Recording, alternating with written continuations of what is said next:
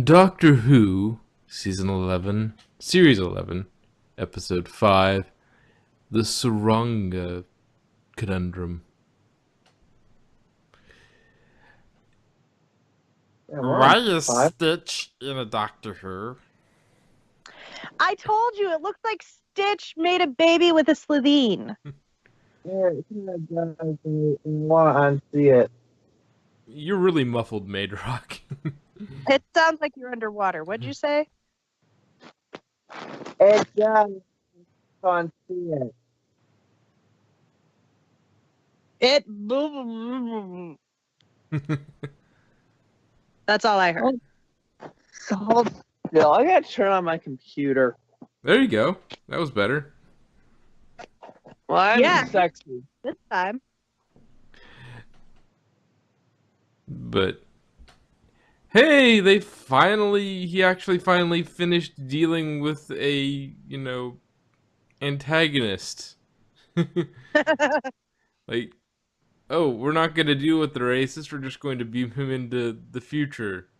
Or past, or wherever they sent him, I forget. If you notice the writers, he was at this was Chibnall. The other one was the last two were somebody else. I thought these were all Chibnall, and then they were all No. then there was going to be all the other writers were in the back half. The first one I think was Chibnall, but the Rosa was Chibnall and somebody else. He was just like a byline in it. The other person was listed first, so she probably, I know it was a she. I think it started with an M. I don't remember exactly. But that's easy enough to look up. Yeah. But yeah, well, I mean, just as a showrunner, actually making sure the script finishes off what they're doing. Okay, so When We Fell to Earth, Chibnall. Ghost Monument was Chibnall. Rosa was Mallory Blackman and Chris Chibnall. Arachnids was just Chibnall. It was? I thought it was somebody else. And that's what I'm running off of TARDIS Wiki, so I'm assuming that they've got that right. But, yeah, it's just Chibnall for Arachnids. And then this one was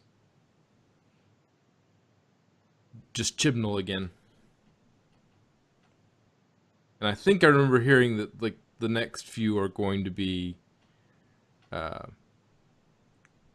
he's not going to be the writer for them. Like, his stuff is in the early bits, and then as the series goes on, you're going to end up with other writers coming in. But, yeah, yeah, that's so. Yeah, they finally managed to deal with the antagonist in a way that actually deals with the antagonist. There's a resolution to the antagonist. The spiders, we're just going to lock them in there and let them starve to death, and we're gonna send the racist off into the the future. We're not gonna deal with him. We're just gonna send him off. And now they finally got one where they've actually dealt with because I know it's kicking the Pating back into space, but that's where it lives, or seemingly so. That's the only way you can deal with it. Yeah. And it's not hurting it because they basically gave it a snack and sent it on its way. It's like, here, have a snack. Go. Yeah. 2 birds, 1 stone. Yes. The Pating is happy it got a big snack. They're happy the Pating is no longer on the ship. In the end, and everybody's happier.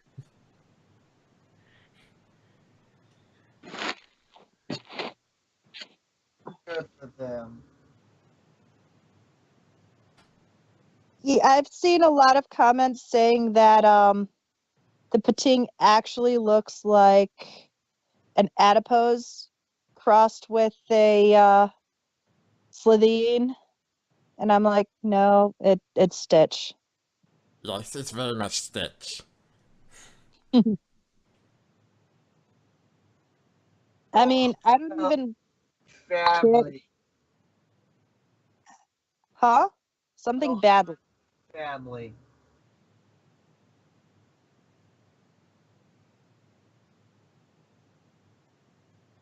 Did you catch any of that? No. Sorry, something about family, but that was about it. I said Ohana means family, damn it. Ohana means family. Family means nobody gets left behind or forgotten. Except the pating, it gets shoved out. It gets shoved out, airlock. But it's okay. Pating likes space.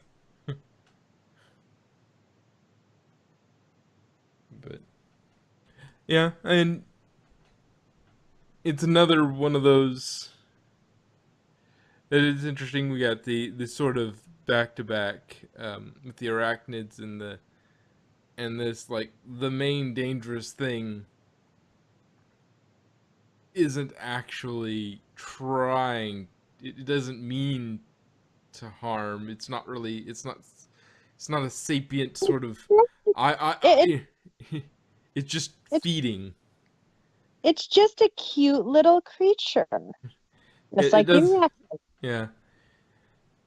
You know, when the killer, when the was it a Picard quote? It's like, is the when the was a certain type of whale gobbles up millions of krill. It's not evil. It's just Beluga? feeding. I don't think it was beluga. It was a bigger whale. It was like a humpback or gray whale or something like that. And when it gobbles up millions of krill, it's not evil. It's feeding. But yeah, it's that sort of. This is sort of just, you know. It's just doing its thing. Yeah, this is the crew versus sort of a nature thing. You know, it's sort of doesn't really mean to do harm. It's just sort of eating. It doesn't. It's trying to survive. Yum, yum, yum, yum, And so, Doesn't matter who dies in the process, right? yeah. Well, I mean, to it doesn't. To the pating, it doesn't really see that as a problem. It just sees, ooh, food, me eat. You know, it's like getting mad at a bear for breaking into a garbage can. It's not really trying to do anything wrong. It's just food. We eat. It doesn't have a sense of, oh, this is not a good idea.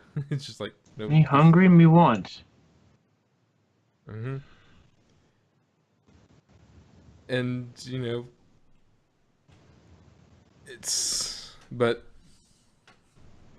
so one thing that's interesting about this story going from the beginning is, what was she looking for on that junk planet? They didn't really ever say what they were looking for. She showed it, but I'm not sure what it was. I think it was a part for the TARDIS. Possibly, but you know, I don't think that they actually. I didn't think they actually showed it. It was just that they were scanning for it, and then he ran across something. He ran across the sonic. She held it up. I must have missed that entirely, because I thought that he was scanning for it, and then she went to knock some stuff out of the way, and that's when she found the sonic mine. Yeah, right before that, when he was talking about, and she's like, wait, is this the right planet? They all look the same in these junk galaxies. And then she was holding up what they were looking for because they were looking for a replacement, I think. Now, I must have missed that, And but then she mentioned about how she found 7 of them on the planet one time, and blah blah blah. I thought that we didn't actually see what it was she found. It was just that they were scanning over it, saw the It was saw semi-slim. the sonic mine was the thing it accidentally picked up, and then Well, it and picked up the sonic mine, but she held I guess, a defunct version of what they were looking for. He was looking for a new smoothing machine. but we never really find out Because the what TARDIS that is not the TARDIS without a good smoothie machine. Yeah, we don't know exactly. We're never told what it is exactly they were looking for either way. Then Sonic Mine, and then they're lucky to get picked up by the medical ship. And then we They strand have the a doctor from her TARDIS again. They have a very good habit of being picked up on the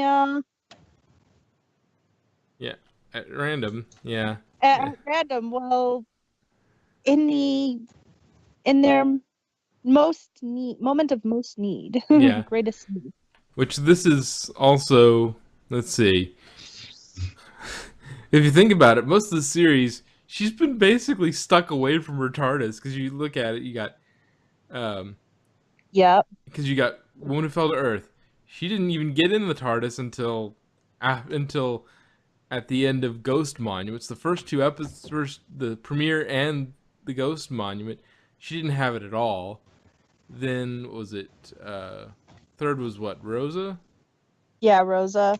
And so she had access to it They for just- then. But they just didn't use it. Yeah, they didn't use it.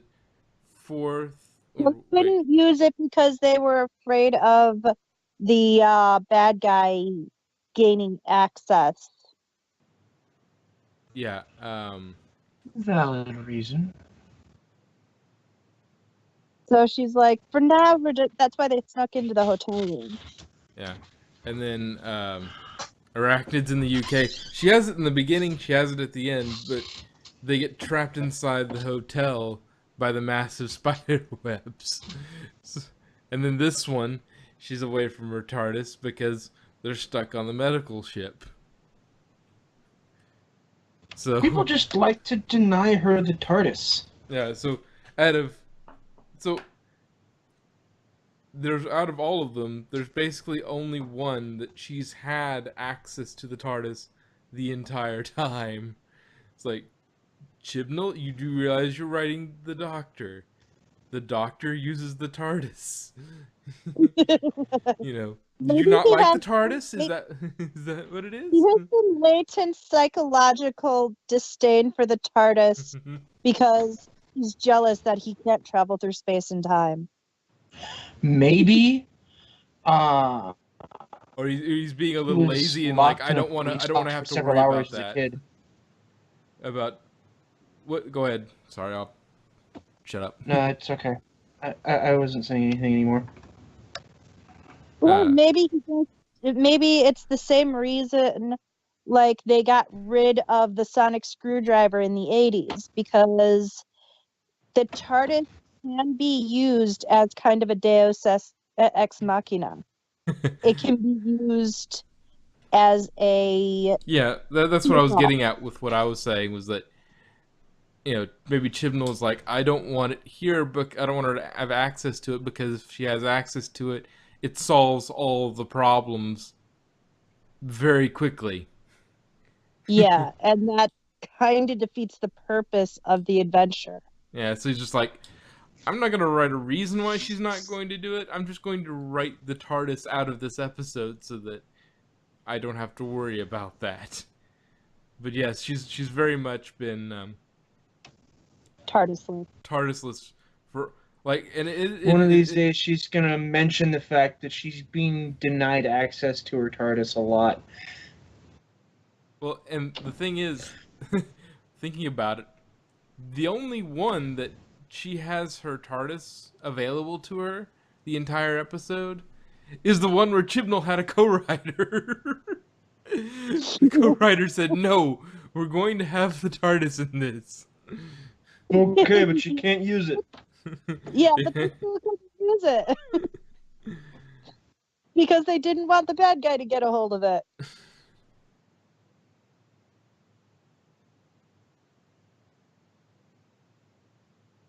I mean, the TARDIS is already doing perfectly fine with its original thief. Yeah. Yes. Well, You know, the thief in that situation depends on whose perspective you're seeing it from. From the TARDIS Well, the perspective, TARDIS- the TARDIS stole the Doctor.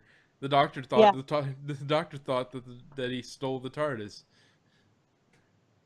And the TARDIS Idris says, "Nope, I stole you." Yeah, I wanted to go places. Yeah. You're my ticket out of here. So I'm gonna steal you. I'm gonna steal a Time Lord. It's like, But yeah, but it also refers to him as its thief. Yeah. yeah, well, they kind of stole each other. I think is the optimal way of phrasing that. He stole the TARDIS stole him. It's like, yep, you're at the time it was a him. Pronouns are difficult when your character switches sexes. Gender. Best way to do it is to just refer to the Doctor as the Doctor. Yes, but at the time that they were stolen, it was a he. So I guess historically that would be the proper way to do that. But, getting into semantics. And the Doctor actually tries to get back to the TARDIS quickly, but is like, no, And she kind of loses herself in her desperation, where it's like you realize you're putting everybody else on board in danger just so you can get back to your ship. Yeah. And that's what she freezes and she realizes, oh, Yeah. crap, what am I doing? Yeah, she showed a little bit of desperation. A little is bringing out the impatience of the Doctor, because the Doctor can be a bit impatient. I could fix this if I could get back to my TARDIS. But no, I'm not allowed to get in my TARDIS. It's just Ship, no!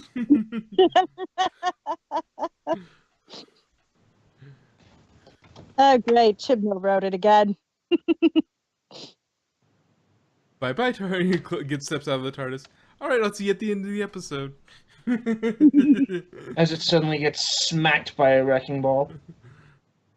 Well, that wouldn't do anything. It would just knock it a few feet down the road. Oh, Yeah. I know. It has shields. When they're working. Okay, Yeah. make that several wrecking balls. Still wouldn't work. The whole hordes of Genghis Khan couldn't break through the TARDIS door, and they've yet tried. 4 weeping angels were able to jostle it so well.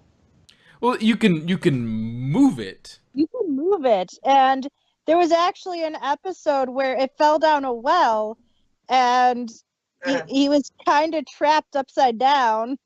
Well, and you have the whole fires of Pompeii. He lands. Somebody takes the blue box and moves it somewhere else, and he has to go find it. And so it can be moved. You can't get in unless the Doctor lets you in. And you can't destroy it. It's Yeah. like the Ring of Power. Well, but there's no Mount Doom to destroy it. Well, I'm sure if you... I'm sure it There's can. TARDIS well, wait, there graveyards. was the one around the Pandorica where the TARDIS blew up.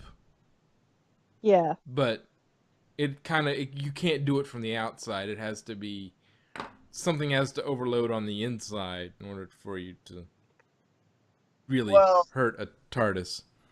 So far as we know, we just haven't ran into anything powerful enough to destroy it. Yeah, maybe the Daleks have something because they actually fought the Time Lords, but it's they're not Not usually. Not by mere human means can you assault a TARDIS and hope to get inside. Well, yeah. You can assault the TARDIS. I'm sure she'd like it in some cases. Hey, Oh never, my. never underestimate the power of a bobby pin. I remember this one picture back when the Tennant was the Doctor. It showed the Doctor with his sonic screwdriver, and it's like the Doctor's getting sued by his TARDIS for putting his sonic screwdriver where it doesn't belong. Oh my god.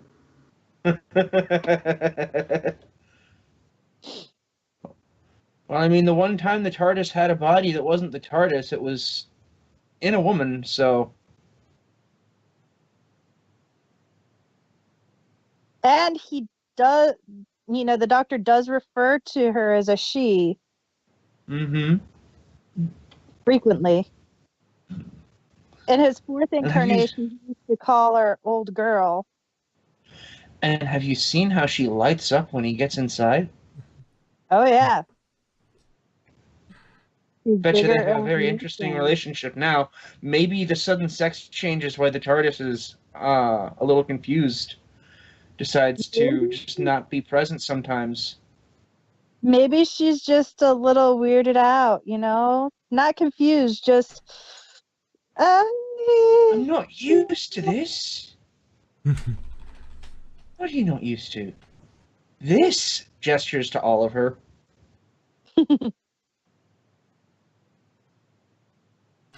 But yeah, and then we've got the B plots that really didn't go very far, but we're like, okay, this is just something for them to do and sort of develop these characters, like They were the just male giving pregnant. that What? to their background characters is all that was. Yeah, it was a way to keep them busy while, they were working on dealing with the. It was basically every. Ow. It was basically dealing with all the. Okay, companions, you're doing this. You're doing that, and then the rest You are just working go on this. play in the corner over there. Yes. Go help him deliver his baby. Although it did help give the companions, at least Ryan, a little more, Yeah. Again, Ryan's getting a lot of good development, and I like him and Graham, but Yaz is just not getting much of anything. Like, you stand there and shoot at it. Okay. She's basically Josh Carter. Which is not a bad thing in the slightest. Oh no, not a bad thing. It's just she has no actual development in this. She's just. She knows who she is. Yep. Well, we don't know, enough about her to, it's like, okay, we're getting more and more interesting things happening with Ryan and Graham, and those two sort of, really. I love the whole fist bump thing. Yeah, I'm not. No, that's not cool. Yeah, I love that. Come on, fist bump. It's like no, don't do that. The Doctor would fist bump. Oh yeah, she would. She'd be confused for a second and then go, what? Right. Oh yeah, this thing. Oh yeah, okay. Oh yeah, that's a thing. That's right. That's cool, right? And Ryan would be like, no, it's not. Does it anyway. Trouble being a time traveler, you don't quite know when things are cool or not. It's easy to get confused. And they always come back, so it's always hard to tell. But yeah. Fist bumps are still cool. Not Don't as let cool Ryan. not as cool as bow ties. But Well, I mean, nothing is as cool as bow ties. Don't forget the fez. Fezzes will never be out of style, thank you very much. Of course not. I have one at the foot of my bed right now. I don't have a fez. I'm ashamed. But anyway, yeah, most of it was okay. Let's try and figure a way to contain and get rid of the pating while they're trying. Well, Ram and Ryan are helping the woman medic. I forget her name. Uh, deliver the guy's baby. What? It says with an N.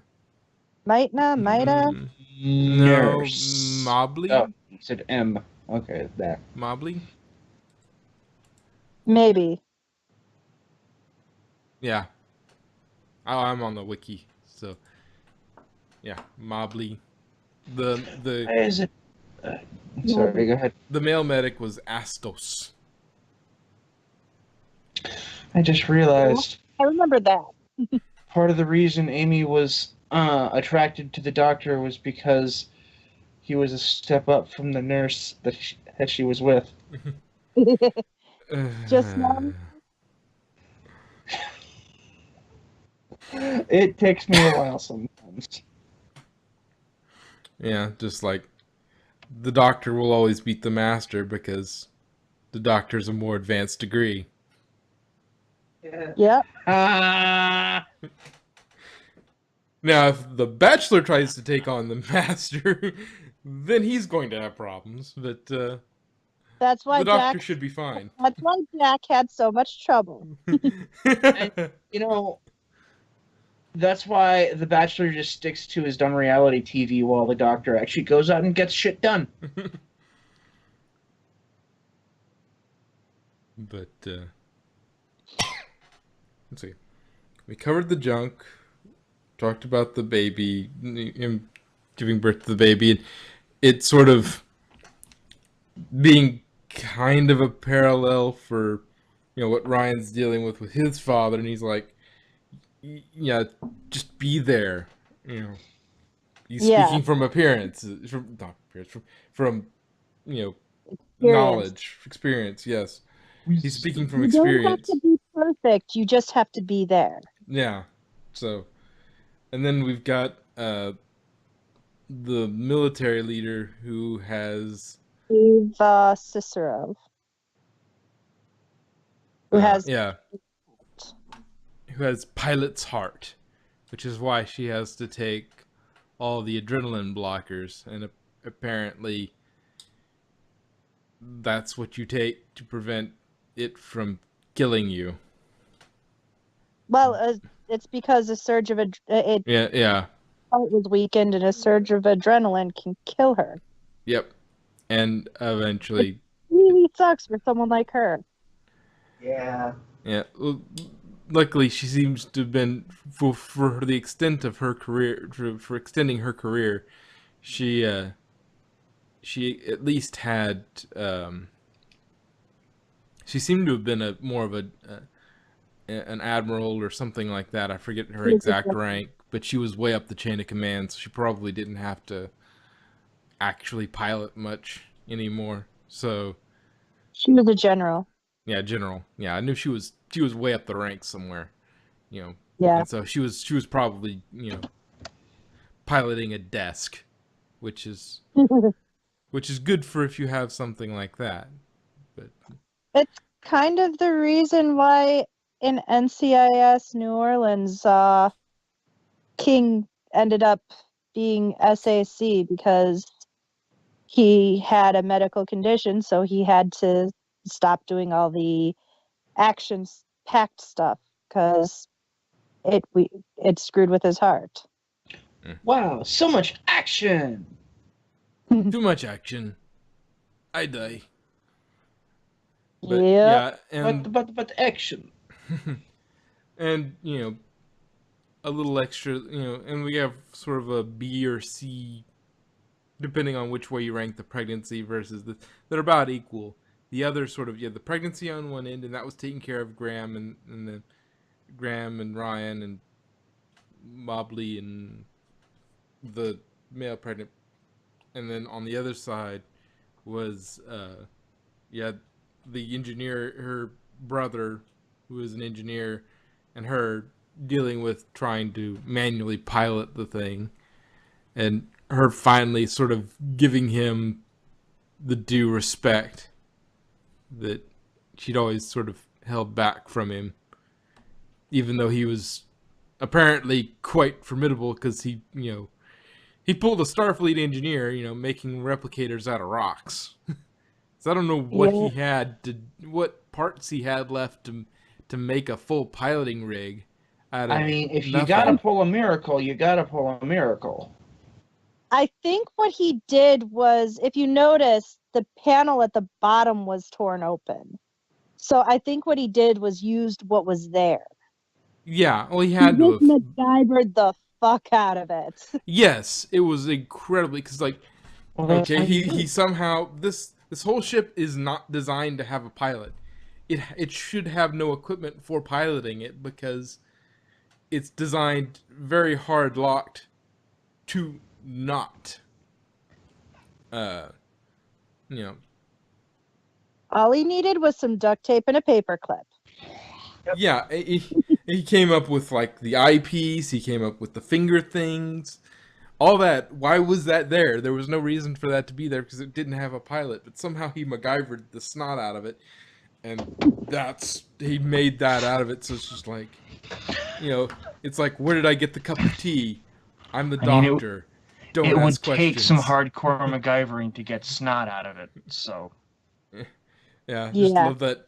It's that that whole episode with 12 on in the Daleks, and anybody for Dodgems? Where did I get the tea? I'm the doctor. Don't ask questions. Yeah, or just accept it. I'm the doctor. Just accept it. Where did I get the tea? It's like, okay. At this point, it's like, yeah, it's supposed to be a super engineer. Okay. Which apparently he seems to be as talented as she is piloting. He is engineering, so wonder how he feels about so tempo they've got mechanics. a Sulu and a Scotty. Yeah, basically. And Bones is trying to deal with the pregnancy. Damn it, doctor! I'm a doctor, not a. Oh wait. Wait, you're actually asking me things about, an actual thing I'm an expert at? Okay. Yes. Well, in that case, this is just really hard to do. But I love that line about hope is all about imagining an outcome. it felt a little canned, but okay. It's not wrong though. Yeah, it felt very inspirational quote sort of thing. Card. Oh, and we also Maybe she's the doctor of Hallmark cards. Yeah.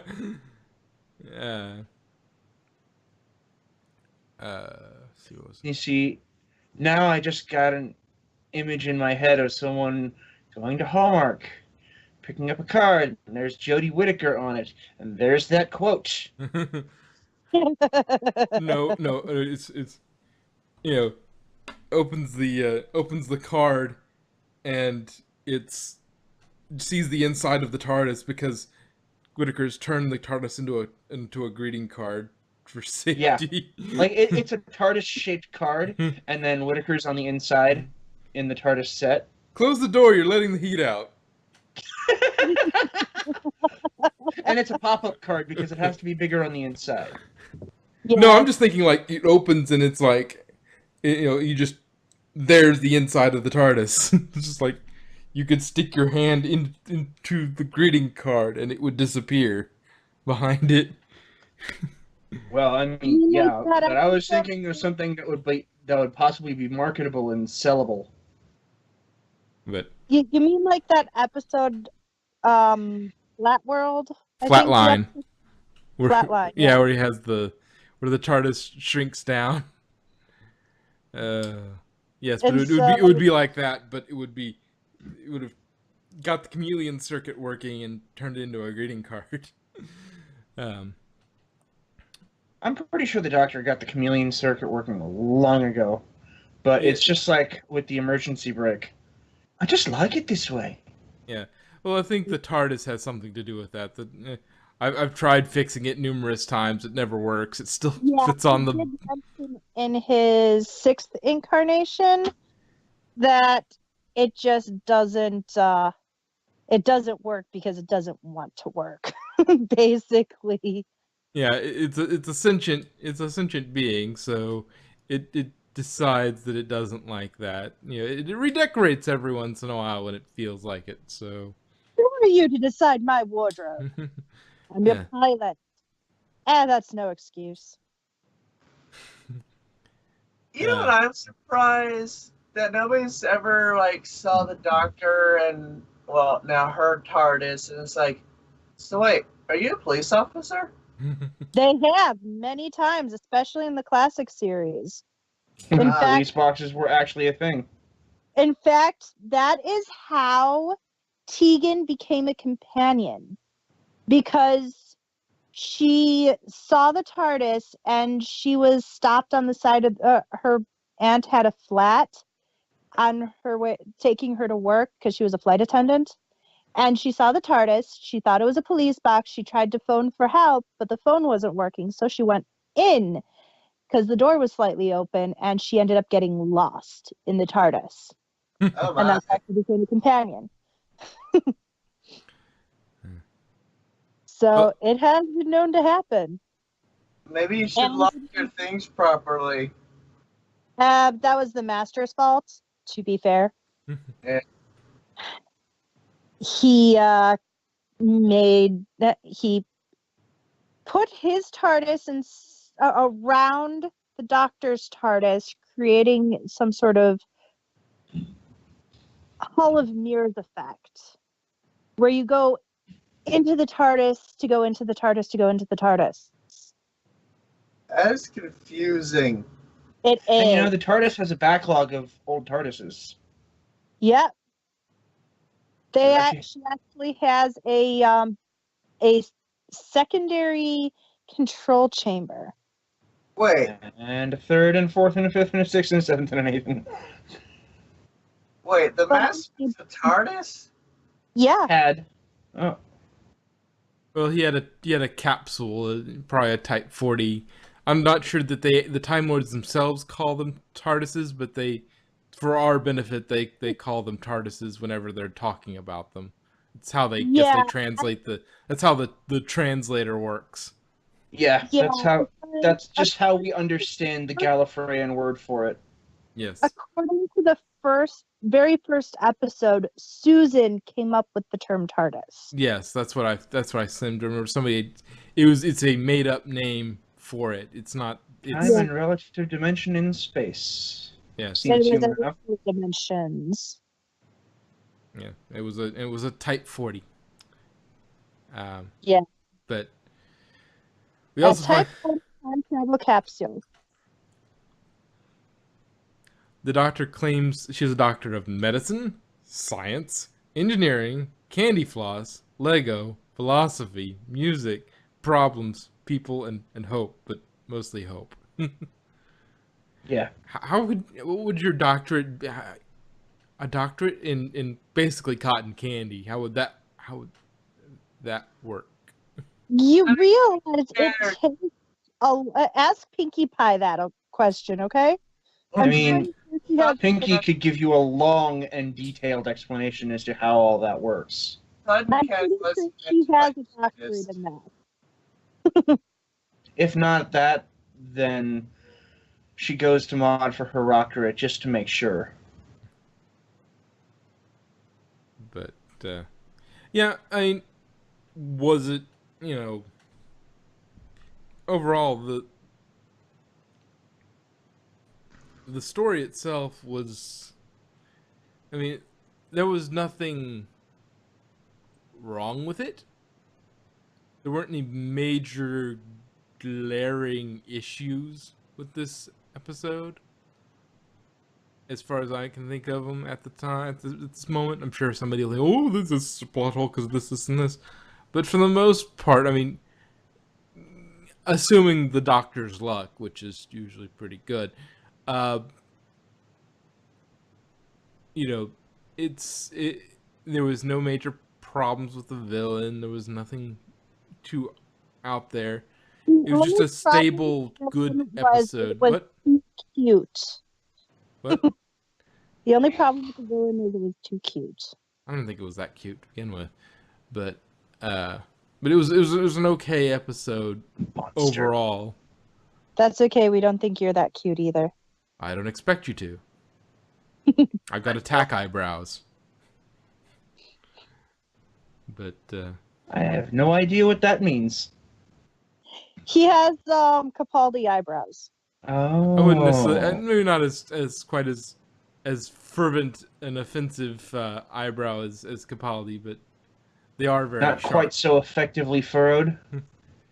The eyebrows are quite sharp.